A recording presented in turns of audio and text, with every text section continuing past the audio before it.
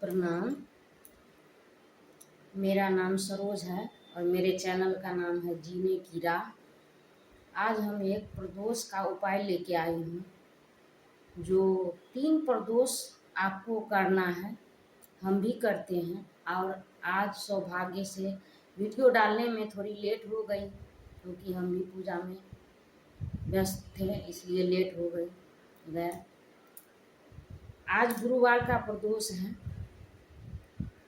तो हम तो शाम में चले जाएंगे मंदिर पूजा करने, और वहाँ से करके आते, वहाँ वीडियो शूट करते, फिर दिखाते तो टाइम लग जाता। इसलिए हम सोचे पहले वीडियो डाल देते हैं, इसके बाद हम जाएंगे तो दूसरे प्रदोष में हम किया हुआ पूजा दिखाएंगे। आज प्रदोष भी है और शाम को शिवरात्रि भी लग रही है।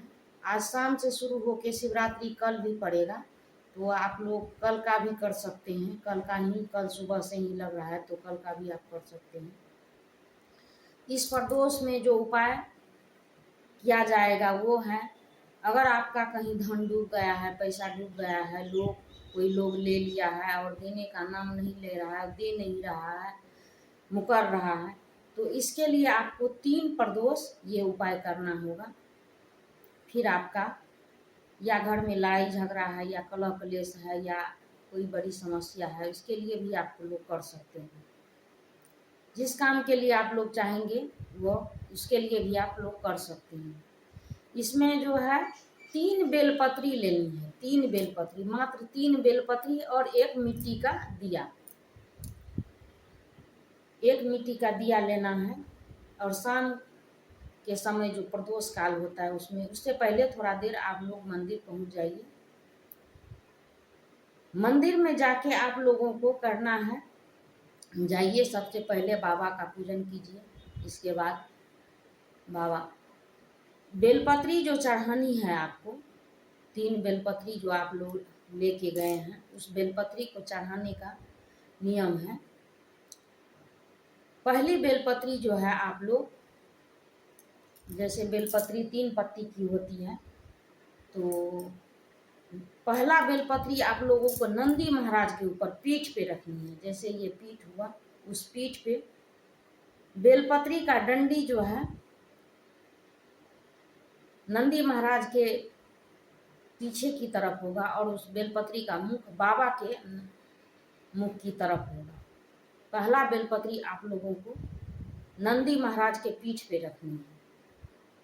और रही दूसरी बेलपत्री, दूसरी बेलपत्री को जो है हम लोग कहाँ रखेंगे, दूसरी बेलपत्री को हम लोग माँ गौरा का जो हस्त कमल है, जिस पे बाबा विराजमान होते हैं, उस पे अशोक सुंदरी के, ये है अशोक सुंदरी, सबसे नीचे होती है अशोक सुंदरी, और बीच में जो मोटी लाइन होती है वहाँ होती है माँ का हस्त कमल है, जिसे हम लोग माँ गौरी का हस्त कमल मानते हैं, वही आप लोग को रखना है। और उसका भी डंडी होगी अशोक सुंदरी की तरफ और मुख होगा बाबा की तरफ। 2 बेलपत्री तो हम लोग चढ़ा लिए, अब रहा तीसरा बेलपत्री। तीसरा बेलपत्री हम लोग को बाबा के ऊपर रखना है।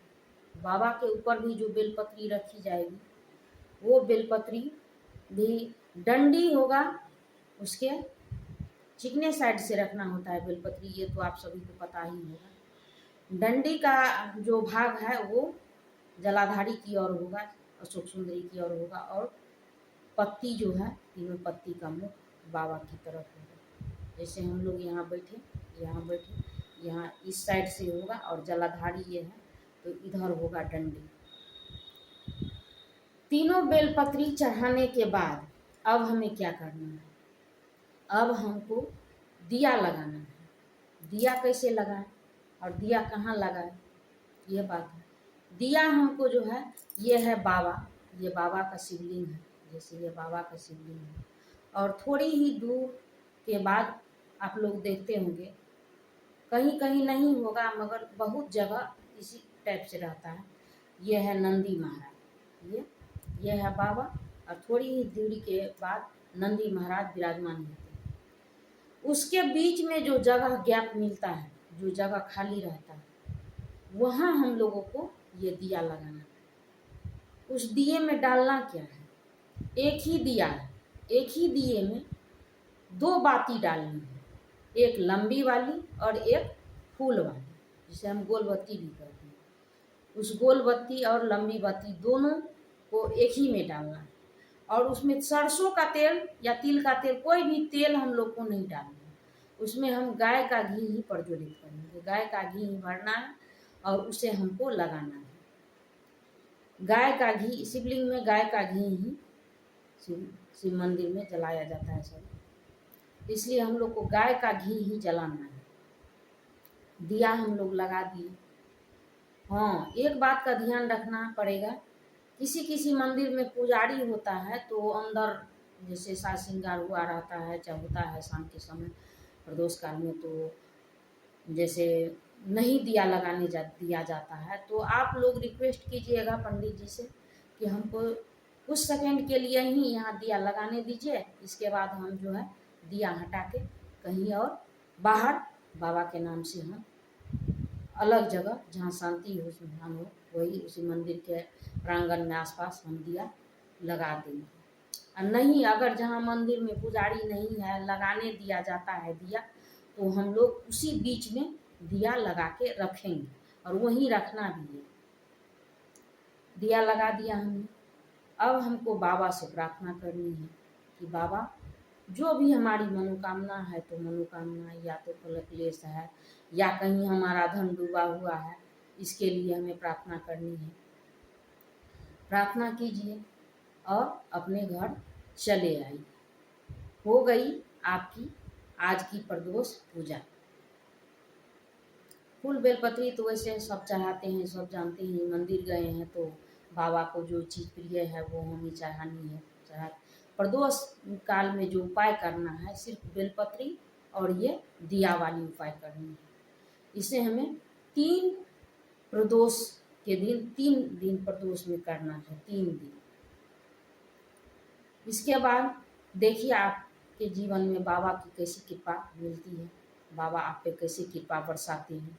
आपका जहाँ भी धन डूबा होगा, या घर में लड़ाई झगड़ा हो रहा होगा, या तो क्लेश हो रहा होगा, सब कुछ के लिए आप ये उपाय कर सकते हैं। और ख़ास करके अगर आपका कहीं धन डूबा हुआ है, पैसा डूबा हुआ है, तो इसके लिए तो ये उपाय रामबाण साबित होगा। आप लोग एक बार करके देखिए, गुरु जी द्वारा बताया गया उपाय है, इसे हम भी करते हैं।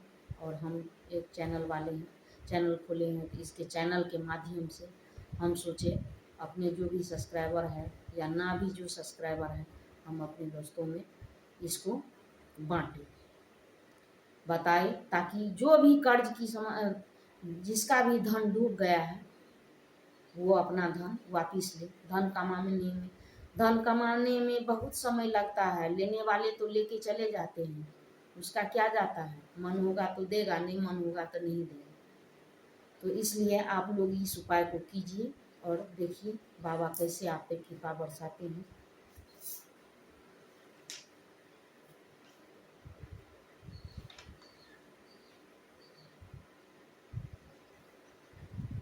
मिलते हैं अगले वीडियो में, तब तक के लिए नमस्कार।